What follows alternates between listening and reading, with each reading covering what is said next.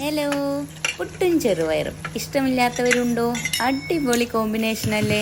എന്നാൽ ചെറുപയർ ഇങ്ങനെ ഒന്ന് കറി വെച്ച് നോക്കൂ. നന്നായി ചെറുപയർ കഴുകിയെടുക്കണം.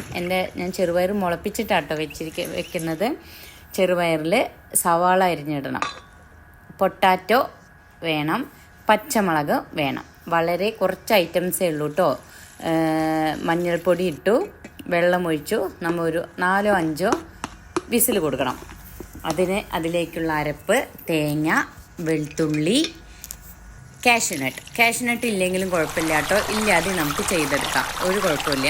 കാഷ്യൂനട്ട് ഉണ്ടെങ്കിൽ കുറച്ചുകൂടി ഒരു ക്രീമി ടേസ്റ്റ് ഉണ്ടാവും. നല്ല അടിപൊളി ടേസ്റ്റ് ആട്ടോ ഈ കറിക്ക്. വളരെ കുറച്ച് ഇൻഗ്രീഡിയൻസ് ആണ്. അങ്ങനെ നമ്മൾ ചെറുപയർ വെന്തു, അതിലേക്ക് തേങ്ങ അരച്ചത് ഒഴിച്ചിട്ടുണ്ട്. നന്നായിട്ട് മിക്സ് ചെയ്യണം, എന്നിട്ടൊന്ന് നന്നായിട്ട് തിളയ്ക്കണം. നിങ്ങൾ ഇതൊന്ന് ചെയ്ത് നോക്കണം കേട്ടോ. സൂപ്പർ ടേസ്റ്റാണ്, വളരെ എളുപ്പത്തിൽ ഉണ്ടാക്കാം.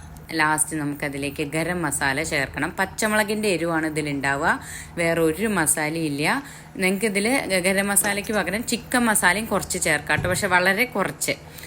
അവസാനമായിട്ട് കറിവേപ്പില ചേർത്തു. ഇനി ഒന്ന് നന്നായിട്ട് തിളയ്ക്കണം. അതിനുശേഷം നമ്മുടെ കറിയൊക്കെ റെഡി ആയിട്ടുണ്ട് കേട്ടോ. ഇനി അവസാനമായി നമ്മളിതിലൊരു കാര്യം ചേർക്കുന്നുണ്ട്. എന്താ അറിയോ? നല്ല പച്ച വെളിച്ചെണ്ണ. നമ്മുടെ കറി റെഡിയായി. ഇത് പുട്ടിനോടൊപ്പം 2 പപ്പടവും കൂട്ടി ഒന്ന് കഴിച്ച് നോക്കിക്കേ, നിങ്ങൾ കഴിച്ചുകൊണ്ടേയിരിക്കും. അടിപൊളി ടേസ്റ്റാണ്, പെട്ടെന്ന് ഉണ്ടാക്കാം, പക്ഷേ ടേസ്റ്റോ സൂപ്പർ. ഉണ്ടാക്കി നോക്കിയിട്ട് അഭിപ്രായം പറയണം. എല്ലാവർക്കും ഇഷ്ടപ്പെടും കേട്ടോ. അടിപൊളി ടേസ്റ്റാണ്, നമ്മൾ കഴിച്ചുകൊണ്ടേയിരിക്കും. ഒരു കഷ്ണം പുട്ട് കഴിക്കുന്നവർ ഒരു കുറ്റി പുട്ട് കഴിക്കും, ഞാൻ ഗ്യാരണ്ടി. ഉണ്ടാക്കി നോക്കിയിട്ട് അഭിപ്രായം പറയണം. അപ്പോൾ ബൈ, സീ യു.